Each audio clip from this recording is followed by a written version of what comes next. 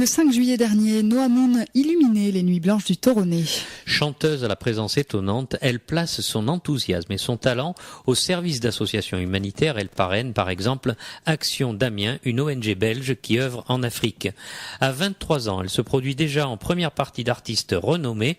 Noah Moon écrit et compose depuis seulement 6 ans et prépare déjà son 2e album. C'est avec beaucoup de fraîcheur qu'elle partage ses sensations au micro de Véronique Hermont. Noah Moon, nous sommes sur la terre du Toronnet pour le Festival des Nuits Blanches. Vous êtes passé en première partie de NNK. Oui, on est super content. Le public a été assez réactif, vraiment. Je pense que c'est une super chouette ambiance de festival, de soirée. Et voilà, là pour les concerts, j'en ai pas tout le temps en France, mais à chaque fois ça se passe super bien quand c'est organisé dans de chouettes cadres comme ceux-ci. Et vous participez à un festival qui a été monté pour aider les enfants en difficulté dans le monde. Est-ce que c'est important pour vous ? Oui, j'estime qu'en tant qu'artiste, on a peut-être un devoir un peu plus important que les autres métiers pour pouvoir véhiculer des idées, que ce soit des révoltes, que ce soit des coups de gueule ou que ce soit des choses positives aussi. Moi, j'essaye d'être assez neutre quand même dans mes messages parce que j'estime qu'on ne peut pas donner de leçons aux gens non plus. On peut les pousser à raisonner différemment peut-être, à simplement s'ouvrir l'esprit. Moi, c'est comme ça que je vois la musique, en tout cas pour moi. Et là, je suis ravie que ce soit un concert pour pouvoir aider, comme vous l'avez dit, des enfants dans le monde qui vivent dans la pauvreté. Je crois que c'est important en tant qu'artiste. Et même en Belgique, moi, j'ai participé l'année passée à une campagne en fait, pour une association belge qui va aider des malades de la lèpre et la tuberculose. Je pense que vous avez l'équivalent en France, une fondation Raoul.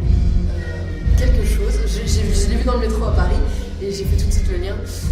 Et donc je suis partie l'année passée au Congo en fait pour aller rencontrer ces gens qui sont malades, pour aller rencontrer les organisateurs de l'association, essayer de comprendre un petit peu comment vivent certaines personnes dans le monde, que ce soit ici pour des enfants qui vivent sous le seuil de la pauvreté, que ce soit l'année passée pour rencontrer des gens qui vivent dans de mauvaises conditions de vie, qui sont malades. Rien que pour ça, d'abord, ça ouvre l'esprit. Je pense que c'est important de se rendre compte qu'on a de la chance parfois d'être né dans un pays assez accueillant et qu'on a quand même une qualité de vie assez incroyable. Et puis ensuite, se dire qu'avec notre métier et en étant nous-mêmes en tant qu'artistes, enfin, je généralise, mais moi c'est comme ça que je le vois pour moi, c'est génial de se dire qu'on peut aider les autres en étant soi-même. Alors justement, vous faites ce que vous aimez et en fait, il y a peu de temps que vous êtes arrivé dans la musique, que vous êtes auteur, compositeur, interprète.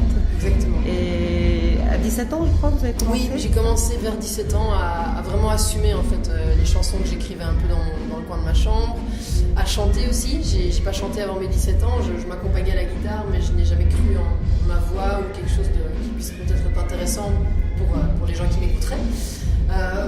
Donc c'est assez tard et puis j'ai eu la chance d'être signée sur un label belge en 2011 quand j'avais plus ou moins 19 ans et on a pu enregistrer un mini-album sur lequel il y avait cette chanson Paradise et ça a quand même bien tourné en Belgique pendant l'été 2012 et à la fin de l'été 2012 en fait il y a un label français qui est aujourd'hui mon label Atmosphérique qui a décidé de signer avec moi et donc voilà on essaie évidemment de jouer de plus en plus en France et ça m'a poussé à arrêter mes études. Je faisais des études de cinéma, donc ça n'a pas grand chose à voir, bon la musique, l'artistique un petit peu, mais je voulais faire du documentaire, donc ça n'avait pas grand chose à voir en tout cas pour moi à la base.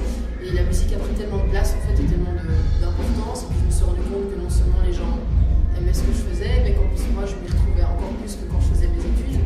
Mais tout peut retomber très très vite. Vous n'avez pas la grosse tête et vous chantez avec beaucoup de simplicité, avec beaucoup de joie, le sourire, enfin vous êtes légère. Ouais.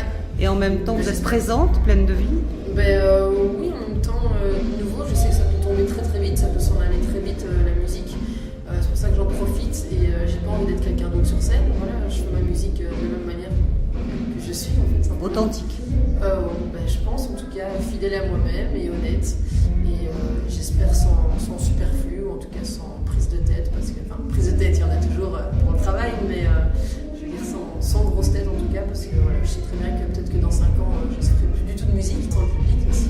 On ne sait pas aller très loin, donc c'est important d'arriver à rencontrer les bonnes personnes aussi dans le public. Vous vous parliez de votre chanson Paradise et vous êtes venu dans les alentours, dans les gorges du Verdon pour tourner votre clip. Pourquoi le Verdon? En fait, c'est un réalisateur belge, mais qui travaille beaucoup en France, qui s'appelle Pierre Steen, qui m'a proposé un scénario en fait pour Paradise, et l'idée m'a plu tout de suite parce que c'était un peu fou. Paradise, c'est une chanson qui parle un peu du fait d'assumer ses choix, de prendre des risques, d'arriver à faire un peu le grand saut justement pour faire ses choix et suivre ce qu'on a envie de faire. Ça va un peu au même, mais et je trouvais l'image super jolie en fait de ces gens qui sautent aussi dans le vide, en parachute. On ne sait jamais ce qui va vraiment arriver pendant la chute, donc ça peut très bien se passer. Et puis évidemment, c'est connu, il y a souvent des accidents aussi dans ce genre de milieu. Heureusement qu'on n'a pas eu sur le tournage, mais voilà, j'ai découvert des gens super ouverts. Toute cette bande de parachutistes, il y avait des mecs et des nanas aussi assez incroyables. C'était une très chouette rencontre humaine, et en plus on est content parce que le clip donne bien. En tout cas, il était à la hauteur de nos attentes, en tout cas au niveau de l'équipe musicale. Et je pense qu'il a quand même pas mal plu aussi aux fans de Noah Moon, j'espère.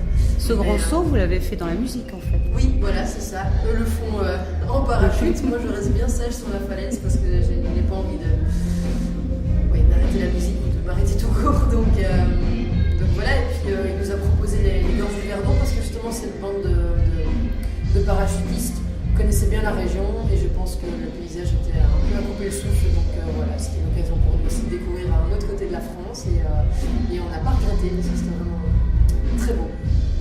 Vous avez des projets pour l'avenir? Je compte faire un deuxième album. On a sorti le premier album en fait en novembre 2013 en France, et là je suis en train de travailler cet été sur des nouvelles idées.